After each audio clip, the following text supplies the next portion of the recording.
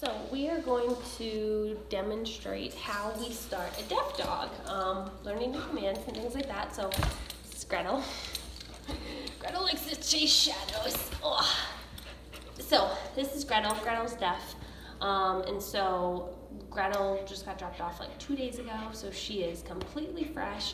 And so I'm just going to kind of go over some of the things that I do to start teaching a deaf dog different commands. So one of the things we do with all of our deaf dogs is we have a lifetime e-collar on them. So I've got an e-collar here that does both the vibration and the TENS unit. Now with Gretel here, we're going to have to use the vibration for her name. So what we want her to think is the same thing as me going, Rover, come. When I hit that vibrate, that means to come. How do we teach a deaf dog that, right? So the first thing that we're going to do is we're going to start to create some muscle memory and some habit of when I vibrate the collar, then I'm going to move backwards, have her come into me, work for her food. Okay, so that's going to be the first thing that we're going to start to teach her. And so I'll kind of go over and verbalize with you guys what I'm doing as I'm using the collar, with what I'm doing with her.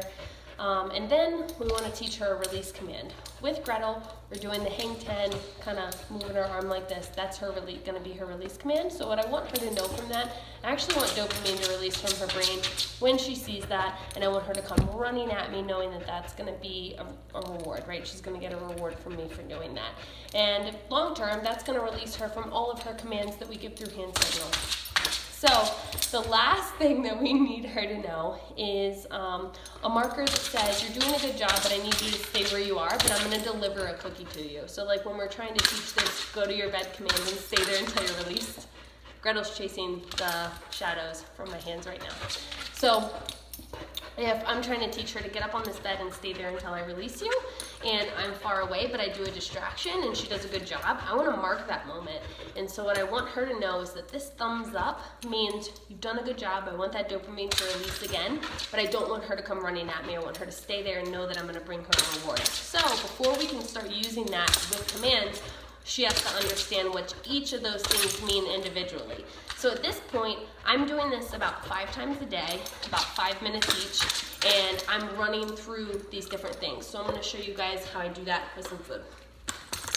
All right, so Gretel's pretty food motivated, which makes it easy. So I show her that I've got the food, right? So now what I'm going to do is just start to, you guys can see me, thumbs up, reward. Thumbs up, reward. Thumbs up, reward. They have to be looking at you, obviously, when you do this. So I do that a couple of times. Then I'm going to start to do her release one, which is going to be hang 10, move back, get the food. Hang 10, move back, get the food. Hang 10, move back, get the food. I want her to know that that one has movement to it. I want her to come into me when she goes to see that.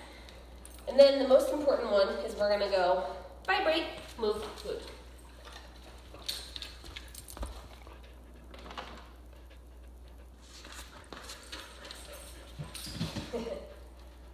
Vibrate, move, food. Vibrate, move, food. Vibrate, move, food. So what I'm doing is there's a reason for her to want to come to me. A, I'm moving, and B, I've got a reward here for her. And she likes food almost as much as she likes shadows. So when I'm doing this, I want one of them to mean stay where you are, right? So that's that thumbs up, this. My hang 10 means to move. And then my vibrate means to move too. So those are the 3 things. I do that about 5 times a day, 5 minutes a session.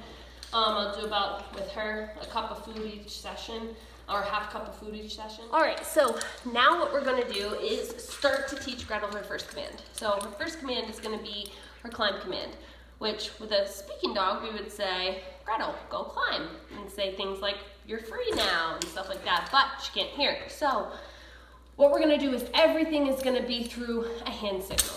Now hand signals, this can be whatever you want, right? For me, for example, I have a deaf dog, so my sit command is this, my down command is this, my come command is this, and then my flip into heel command is this.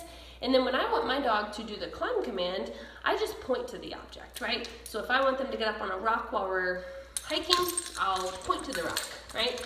And I make it a very specific, right? So I try to be as consistent as I can with the deaf dog. So like when I'm doing my down command, I don't go like that, right? Every single time I do it the same way. And I make it very distinct. And so when I'm pointing to the climb, I make it a very, this is where you need to be, not just a go there, right?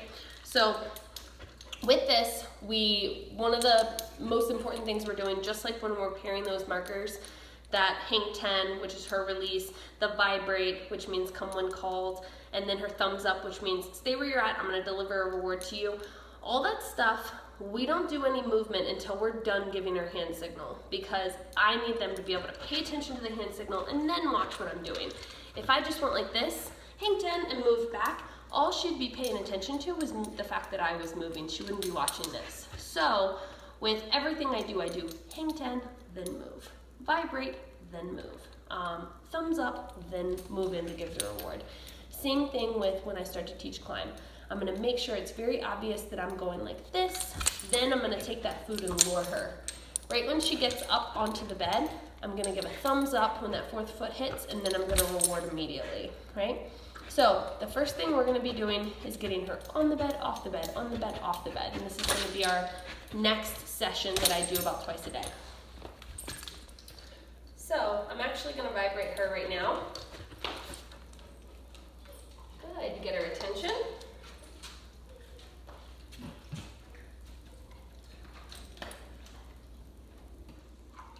So I've got her on, now I'm gonna get her off. So with a lot of people training their deaf dog, I say, talk out loud if it's helpful, right? So what that would look like would be, climb, yes, free. Okay, so now we want her to understand staying up there. So I'm gonna get her up there.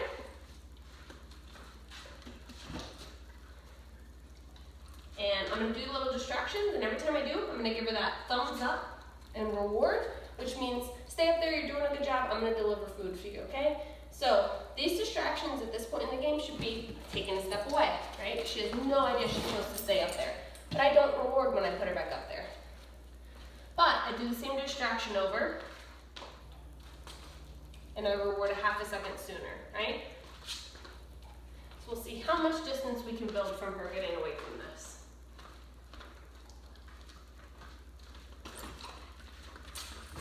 So I took a step to the right.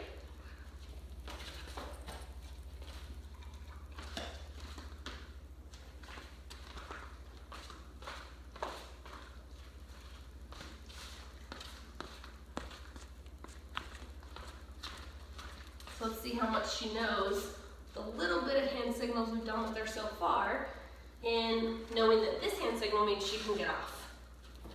Nice. So she's halfly moving because I'm moving like that, but she's getting used to the hand signal, so that's great. And again, this has only been 2 days of doing this. You know, in about a week, I should be able to get around this whole room. I should be able to go out of sight. I should be able to pat my leg, bend down, go sit on the couch, you know, things like that. Because for this dog, she's pretty food motivated, so whatever distractions you're using, they should be lower than your food. Your food should be the highest thing. She should be getting frustrated going, how do I get that food, right, when she makes mistakes? And she should be changing her behavior in order to get the reward. So if the reward isn't high enough, then there's no reason to work that hard. So if your dog isn't that motivated by kibble like she is, she just works for her meals every day, use something higher value, like a good treat or cheese or anything like that. But that pretty much wraps up this session with her today. We keep them really short, really brief in the beginning. Like I said, I'm doing like 5 sessions a day with her, just acclimating those markers. And then I'm doing 2 separate sessions a day of get on, get off, get on, get off, and then get on, stay, stay, stay, doing my thumbs up, thumbs up, thumbs up for all these little distractions, and then finally releasing. Because at this point, she's still motivated by the food. She's still interested in it, even though she's very interested in the shadows right now. So she's still willing to work for it. I don't want to work her until she goes, oh, this is boring, I'm going over there, right? I want to stop it and her go, hey, I was still into this game, I was still playing this game, so that she's excited to do it in the next hour or whenever I get back to it. So keep following us, and we will get through her entire training program together.